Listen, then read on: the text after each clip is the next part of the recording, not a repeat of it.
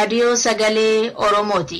Raadiyoon sagalee Oromoo torbanitti guyyaa 3 wixata, roobii fi sanbata galgala keessaa sa'a 7 haga 7:30 dambalii gabaabaa meetirbaandii 16 yookaan kiiloohertzii 17,850 irratti qophiilee isiniif dabarsu amma jalqaba. Kun raadiyoo sagalee Oromooti.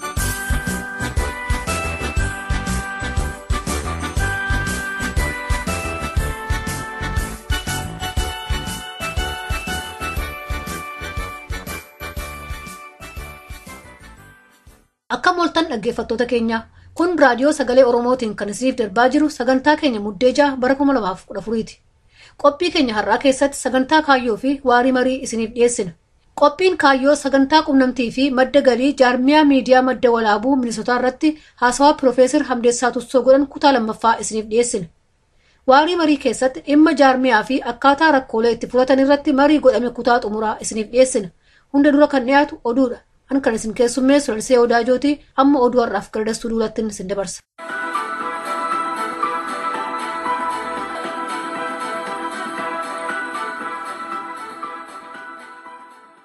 Caffeen Impaara Itoophiyaa mootummaan isaa namoota barbaadu yoo qabaate Itoophiyaa fi Sudaan keessaa kan qabsiisuu dandeessisu labsii tokko raggaasise.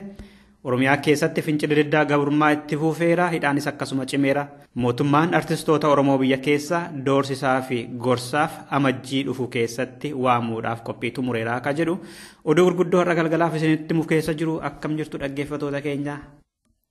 Caffeen Impaara Itoophiyaa labsii mootummaan Itoophiyaa fi Sudaan namoota barbaadan wal gargaaranii qabuu kan dandeessisu raggaasise. Caffeen sun korasaa idilee torbee xumuraa jiru keessa taa'een wixinee koree dhimma seeraa haqaa fi nageenyaa dhiyeesse raggaasisee ka'e.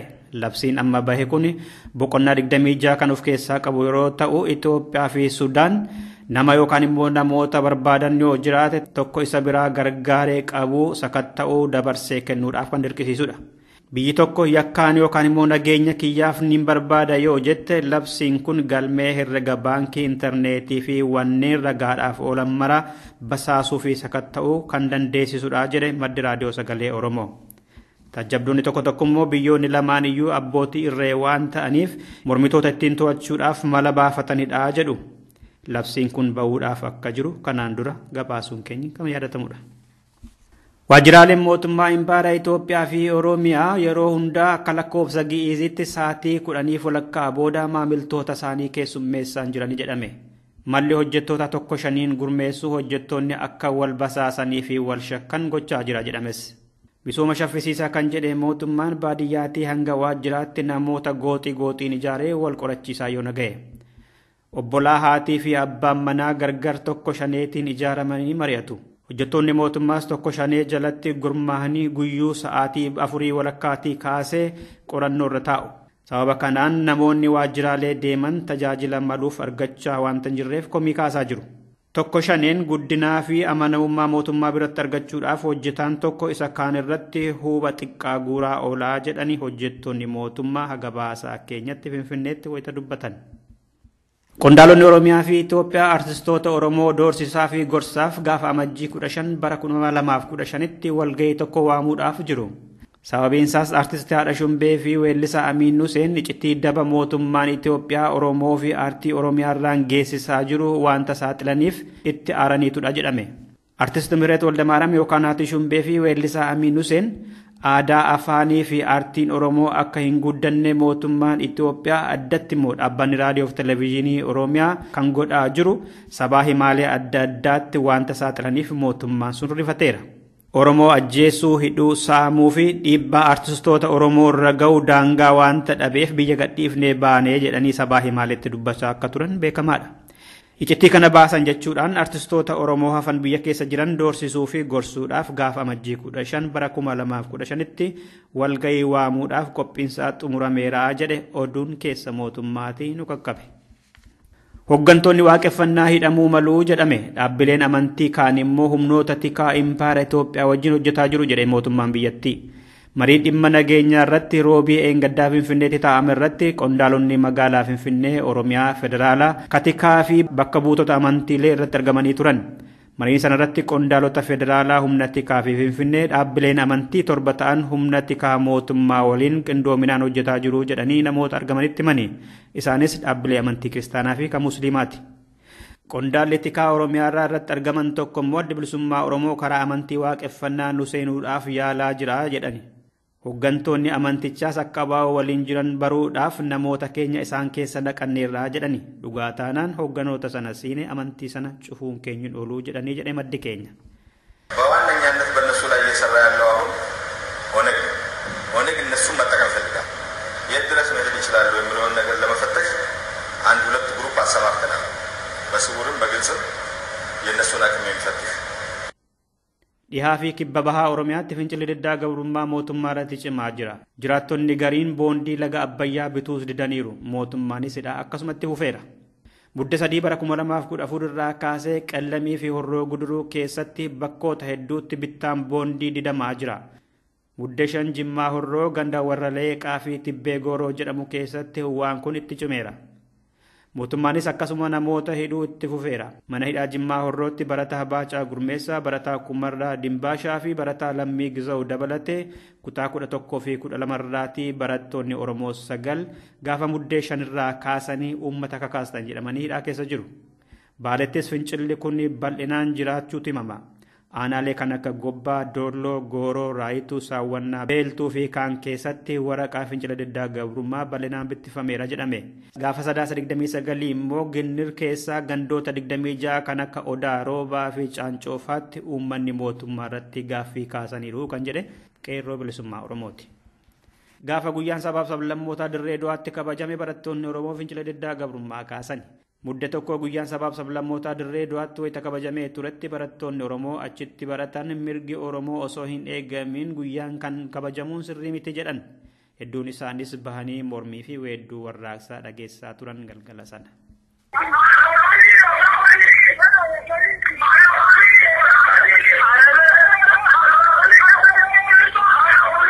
Dhumarrattis qonnaan bultoonni godina Lubbaa Booraa aanaa Daarimuu dhukkubni hin beekamne galee jijimbila nu jalaa balleessaa jira jedhani. Aanaa Daarimuu keessatti midhaan cinaatti oomishni jijimbilaa hedduu beekamaa ture. Waggootii lamaan darban as garuu dhukkubni lafa keessatti hundeessaa tortorsu galee miidhaa guddaa irraa waan gaheef jijimbila qotuu dhiisneerraa jedhani qonnaan bultoonni tokko tokko hagabaasaa raadiyoo sagalee Oromootti. Aanaa Daarimuu keessa gandoota 45 jiran keessaa 41tti urgooftuun kun bal'inaan kan oomishamu ture. Dhukkuba kana balleessuufis ta'e to'achuudhaaf waan mootummaan hanga ammaatti godhe hin jiru jedhe hagabaasaan keenya. Dhaggeeffattoota keenya oduun irraaf qabnu qomadha. Qophiilee keenyaaf waliin turte gaarii.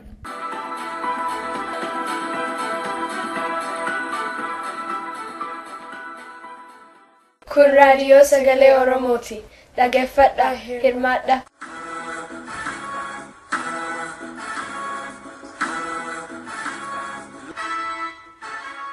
Qophii Kaayyoo.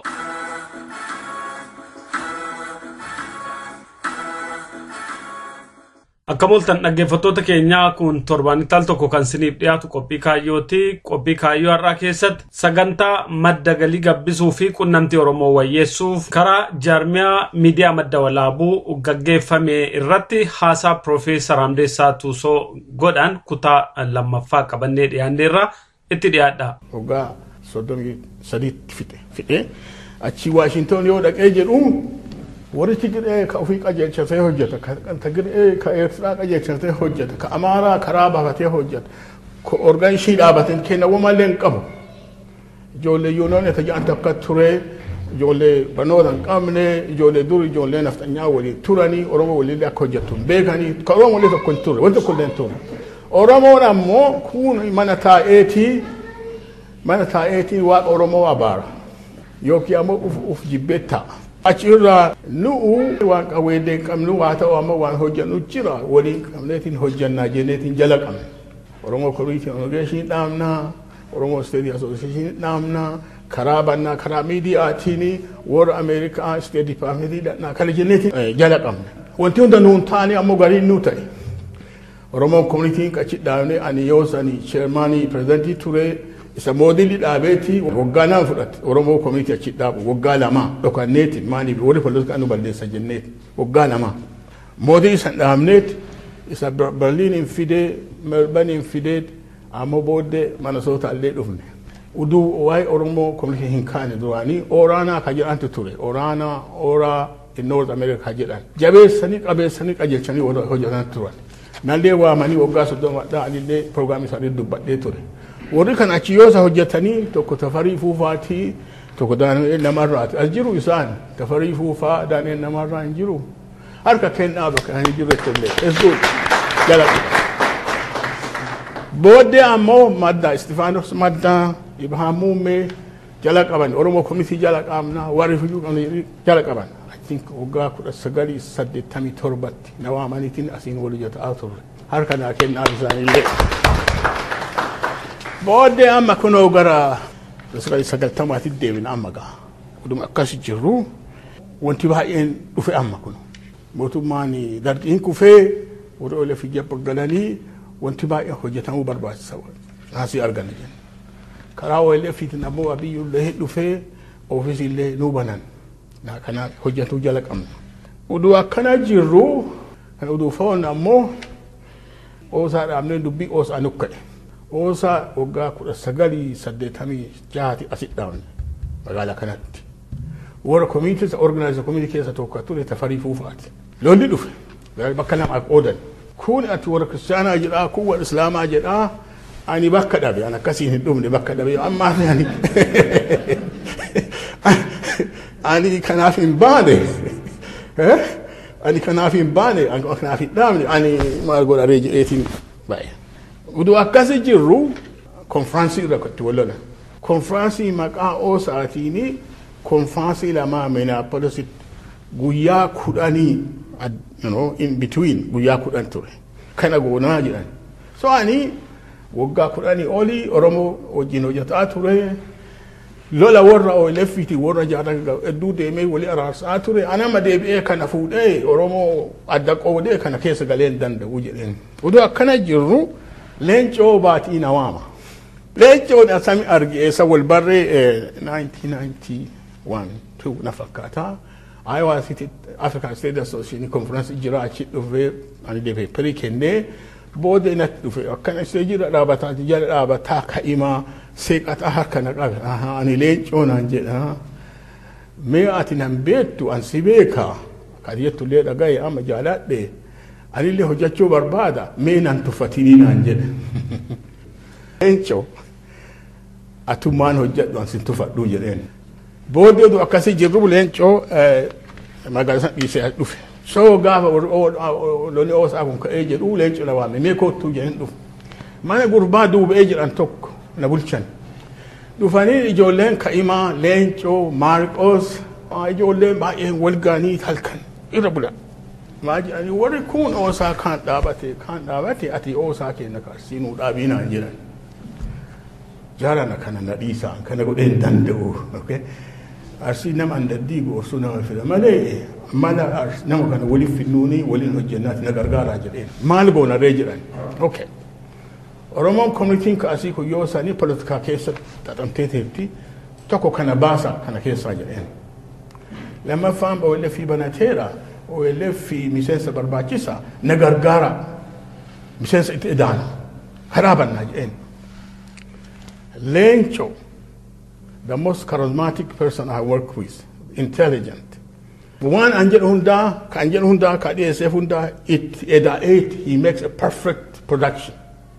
As it Ogalamak, Koto Janet, and you have Kavut with Okadeas, or Polikado, you look at Gargaru. Oromo community Achin Abat. Kuno Amma is in Jabatani, Mana Ijartani, mana kana bitatani akadagetti kanfaltani fijettani kulli waan gudda kana harka sini kenna it's wonderful kuna kana hintani warra kana horra hojjate jir kuna warra kamal qosifa warra akka kuno leencoo baatifa warra ibaade kan imben maqaa isaanii jiru as geeto ku waan gudda kanu kana fi akka yaadutti waan hojjetame waan argame itta wal galateeffachoo wal qaabsisuu shaqqa jeetini yaada kanaaf kana kaase amma ga wariyoosan amma waliin hojjennu Oromoo kan waliin hojjeta tokko isa maarqoos fa'a warri ibaade kan beejanii hojjetanii qayyachanii hojjetan Dr. Muhammad Ali amma waa'ee OSR waliin hojjannaa inni PhD isaa in economics Poland fitateen waa'ee ofii barsiise linguistics afaan Oromoo irratti qajeelcha hojjetaa very solid intellectual dubbii OSR irratti dhaabbiin ka'eetiin adda baannee inni illee waan guddaa hojjete. Nuuroo daddafoo ammoo Oromoon Qophii Kaayyoo san dhaabata achirraa kaaseetti state apply godheet fandii argatee kun asiin ga'e kun waan guddaa. Saidi badi ammoo asin jiru Washington ta'e waliin hojjetaa ture asitti akka hojjetaa ture agaira an kanneen hundaa isin afootti galata galcha ofii barbaada harka naadhaa. Amma fadhumaa irraa maqaa nama tokkoo kaasuu barbaada. Afaan Ingiliziitiin dhumarraa maqaa nama tokkoo yoo kaaftu the last but not the least jedhan nama maqaa kanaa kaasuu barbaada.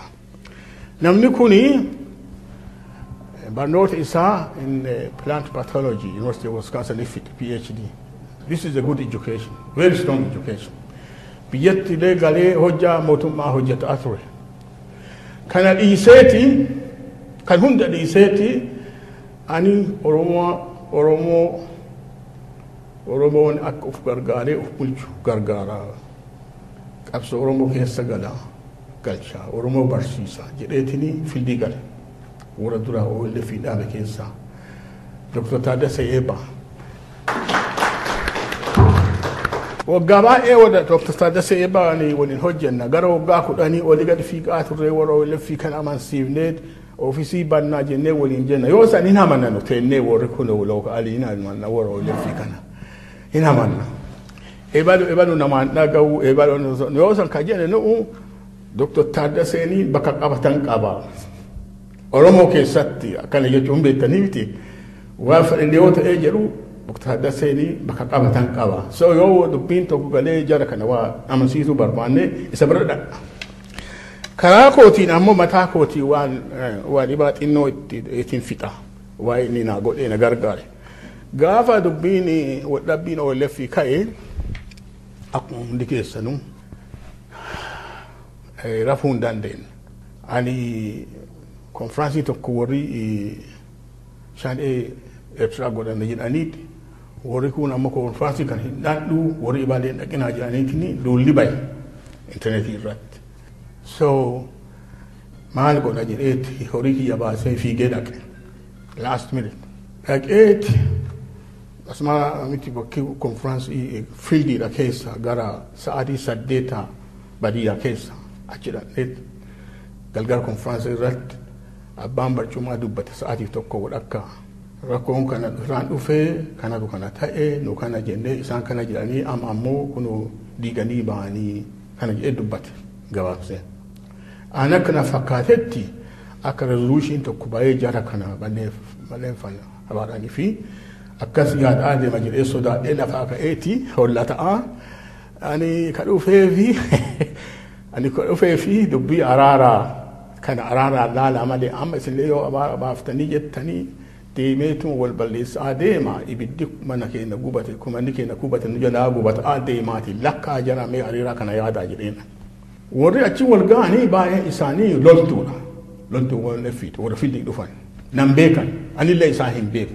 Ana ammoo waa'ee wal fi jedhu kana fiiguu ana ammoo miseensaa mitillee kana wanda walleen qabu. Yoo sanii namni nu hin cadhise kaagan dubbadheen booda cadhise there was silence. Dr. Taaddasee lafaa ka'eeti anillee yaada araaraa kana gargaara. Mee karaaraa kana haa deemnu yoo akkanuma nama walitti kaanee wal abaarree jennee dubbiin kun nu harkaa ba'a. Kanallee araara fidee danda'u Oromoo jedhe. Dhaggeeffattoota keenya asaan Profeesar Hamdeessaa asiin hin xumuramne qophii keenya wixata dhufu hundee keessatti qabannee dhiyaanna har'aaf kanumaa qopheessee kanan dhiyeesse dhaabasaa Waaqaa jiraati nagaan nu tura.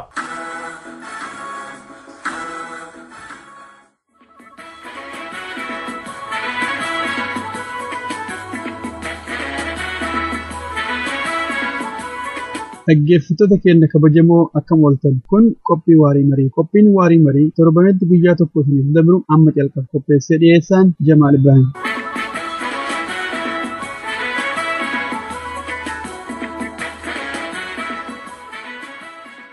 Mee amma fallasaatti deemna. Mee fallasaa yaada mataa keessanii qophii keenya xumuruuf jenna.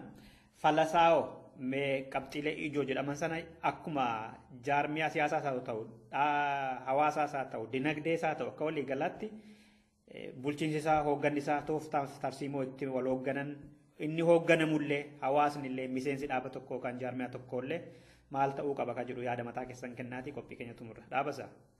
Wanni tokko rakkoon eessarraa akka maddu yoo baay'ate fallasaa kaa'uun baay'ee nama rakkisu. Iddoo baay'eetti amma rakkoon akkama kaka'utti ilaallu iddoo namni dhugaatti beekumsa gahaatti hin qabnes rakkoo mataa isaa hin qaba. Amma jarri jeneriks jedhu jeneraal taatee iddootti dhiyaatu amma fakkeenya dhimma Oromoo fudhatte nama baqaqsuu irratti yookaan baqaqsanii fayyisuu irratti yeroo namni wal lolu hin argine. Namichi dooktorri nama baqaqsu sun speeshaalaayiz godheet baqaqsee fayyisa. Namicha qawwee hidhatee dhaqee diina waraanee ajjeesu irratti na wal lolan hin argine. Amma eeriyaa namni hundumtuu hin beekna jedhee sammuudhaa yaadu fa'aa jira. Eeriyaa sanarratti namni beekumsa qabu iddoo beekumsa isaa sana ogummaa isaa sanarratti akka hojjetu walii bakka kennuu fi qaawwa jiru sana guutuudha. Amma liidarshiippii irratti liidarshiippiin kun egaa beekumsaanis muuxannoonis kan gabbatudha. Namni isa sana guddifachuudha. Organizeeshiniin nuti qabnu mee yoo kan guddatu namni achi keessa jiru yoo guddate argame yoo dhugaa dubbiifoo ta'e namni achi keessa jiru beekumsaan yoo of qare aadaa saba isaatiin yoo of qare fedhii saba isaatiin yoo of qare waan hojjetu yoo dhugoomsee argame yoo dadhabe immoo dhiifama jedhee yoo keessaa ba'edha. Kanaaf waan hin dandeenye irratti dhaqanii tuquunis rakkoo mataa isaa qabu. Nu argina amma simpilaa haasa'uu dandeenya. Namni hedduu ka'ee ani gaazexeessaa dha'ee waan argeen naa haasa'u, seera naa cabsu, nama naa arrabsu, naamusaa fi waan ogummaan sun hin gaafanne kan godhu. Liidarshiippii keessattis kanumatu ka'a. Kanaaf maa'inni namni iddoo sana jiru waan naannoo sanatti isa barbaachisu gorsaan haa ta'u, mana barnootaa deemuun haa ta'u, ofiin of barsiisuun haa ta'u, of gabbifachuutu irra jira. Jaarmiyaan simbooliidha. Namatu achi keessatti hojjeta. Jaarmiyaan tokko kan guddatu yoo nan guddadheedha jedhee namni yaadudha. Anatu of keessa of guddisee jaarmiyaan sun akka guddatu godhaadha. So of ilaaluun nurra jiraata. Namni achi keessatti akka sabaatti of ilaallee qoricha sanaa malu qopheessuutu nurra jiraata. It is not nu Oromoo duwwaa kan ilaalu. Sabni hundumtuu qaba rakkoo amma kana. Nu duwwaadha jennee of ilaaluun nurra jiru. Rakkoo kana keessaa bahuu hin dandeenya. Isa kaan hojjenne ekspiriyensiidhaan wanti gaariidha bareeda jedhamee namni irratti walii galee absoluut ta'u hin jiru. Har'a bareeda kan ta'e boru rakkoo yoo horata innaa rakkoos immoo walumatti yaa'ee akkuma dur sanatti maal wayya akkam wayya jedhee lakki immoo yoo ta'uu baate warra ogeessa dhimmisaa ilaalutti waamanii mee kana qajeelchaa jechuun namarra jiraata. Inni guddaa goolii yookaan waan barbaannu sana waan akka ta'ee argamu yaannu sanarraa maquun qabu. Isa achi nu geessutu amma rakkoo nutti fida malee iddoo ga'uu barbaannu sana eelaammannee xiyyeeffannee irratti hojjechuudhuman nurra jiraata yaadan. Maliyyee. Akka hiikkaatitti ka ta'u tokko waan godhuu danda'anii waan godhuu hin dandeenye adda baafachuu. Kan akkami adda baafattaa takaffaa bakka jirtu laaltaa beekumsa kee laaltaa qabeenya kan kee laaltaa haala amma deemaaru laaltee waan godhuu dandeettu hin dandeenye laaltee bakka yoo qooda kennite saba kan kee wayyeessuutti dandeessu tokkotti tajaajila kennu. Kabiraa moodelii uummata Oromoo keessatti maal inni wanti Oromoo akka gaarii hojjetaa Oromoon utuu dhaaballee itti ijaarratu maalillee itti ijaarre akka gaarii deemaaruuf maaliif akka gaarii deemaara ka jedhu laalu amma fakkeenyaaf yoo laalte Oromoo keessa ciini akka gaarii deema. Cidha yeroo laaltu cidha bareedaa kan nama maraa tarutu akka gaariitti deema. Namnillee yeroo du'u akka gaariitti awwaalanii horii gayaan wali guuramee nama ofii seeraan xiqqaa guddaa awwaalatee yoo biyyatti illee galchan taate biyya galchi. Amma maaliif awwaala nama akkana bareechinee namni martuu akkaataa sirni sun itti deeme irraa namni martuu gammadee irraa wanna jedhee gala. Maaliif ciinii tokko godhamee cidha sanirraa namni gammadee gala. kana moodelii kana gara siyaasaa gara hawaasaa gara adda addaa fiduu dandeenya waan jedhu ilaalu waan moodelii nu hojjete tokko maaliif akka inni hojjetaa xiinxalanii gara waan biraa fidanii akka inni hojjetu godhuu danda'u. Kun ammoo nu martinuu hidhaa miti garuu qixuma barbaachifna ilaalcha jedhu qabaachuun guddisee barbaachisa. Kana jechuun namni marti wanti inni godhu wal tara. Haa ta'u namni martuu waa godhuu isaa suni akka uummanni Oromoo jabaa ta'u waan godhuuf jecha waan namni Oromoo godhu tokko tuffachuu dhabuu, hamilee isaa tuquu dhabuu, jalaa caqasuu, waa inni kennatu, waa rakkoo inni himatu ta'ee jabeenya inni himatu ta'e irraa waa walirraa fuudhuu danda'uun guddisee barbaachisaa akka soolishiinisitti jechuun amma ishuun hawaasa keenya keessa jiru ishuu namni ganaa akka qabsaa taate akka Oromoo taate ganaa kun akka kun poolisiitiin namni ganaa Oromoo kana ati Oromoo miti jedhaa ganaa si wanna jedhaa ooluun kunillee hin jira yeroo gare waan akkasii irraa oofamuu qaba namni. Kanaaf nama wal kabajuu jaalala walii kennuu waan danda'an godhu irra caalaa immoo namni waa barachuu qaba. Isa dalii biskula faranjii kana tun taane seenaa ofii aadaa ofii namummaa isaa eessaa akka dhufe kanneen mara qorateeti mata qabateeti eentu firaa miti eentu aanaa eentu natti aannee kana beekuun guddisee barbaachisa. Waan nu hojjennu hedduu waan biraatiin nu jalaa balleessa. Waa tiffachoo waa eeggachoo kanallee guddisee wanna jechuun barbaachisa. Kun wanti guddaan hawaasa keenya keessa godhamuu qabu. Hawaasni keenya quunnamtii wayyeessuu qaba. Informaashinii bifa tokko akka qabaatu oduun daftee akka dhaqqabduun godhu amma nu godhaarru kana jechuun miidiyaa irratti kanneen yoo koone wanti Oromoo akkuma gaariitti ufafoo deemeeti guyyaa tokko utuma nu'uu jirru bilisummaallee arginaati jedha. Kan biraa kan itti da'amuu qabu akkanan ilaalutti waan tokko namni dursee fageessee waa lafa kaawwachuun gaarii natti fakkaata. Jijjiirama yeroo garaagaraa uumamu guddina yeroo garaagaraa wajjin dhufu wajjin waan walgitu waa qopheeffachuun gaariidha. Innaa tokko aadaa keenya keessatti maal nutti farrifta maal kana jetta maal kana jigsita jedha garuu fedhiin namaa guddachaa deemu jijjiiramaa jaa deemuuf fageessanii waggaa 20-30 eessa geenya rakkoo akkamiitu guddatee hawaasa keenya keessatti dhalachuu danda'a. Kanaaf immoo maal tochuu dandeenya jedhee namni waa lafa kaawwachuunis barbaachisaa natti fakkaata. Yeroo baay'ee soosaayitiin akka kan keenya retroactiveidha. Duubatti deebi'ee rakkoon dhalatee dubbata. Dursee waa hin tilmaamee furmaata hin kaa'u. Kanaaf amma akka sabaatti waan baay'ee naannoo keenya jira. Amma East Afrikaa kana naannoo Oromiyaa yoo fudhanne chaalenjii nutti dhufuu malantu jira. Waggaa 20-30 waan naannoo sanatti deemu. Isaan kana tilmaamnee akkuma maaliin kaase beekumsa isaaf ta'u, ogummaa isaaf ta'u, birmannaa isaaf ta'u, dinagdee isaaf ta'u, yaada isaaf ta'u keewwannee irratti hojjechuun illee waan kana hin xiqqeessa balleessuu hin danda'u. Furmaata isaa dafee yeroo sana kaafnee turre yoo dhufe iyyuu immoo irrifattu maaliif yeroo sana dubbannee turre jettee kaafta. Kan biraa Oromoo yeroo baay'ee kan kakkaasu jira. Inni rakkoon dhalatu waaqatu nutti waaquma nu abaare tokkummaa jaadhamne waan akkasii kun furmaata hin ta'u.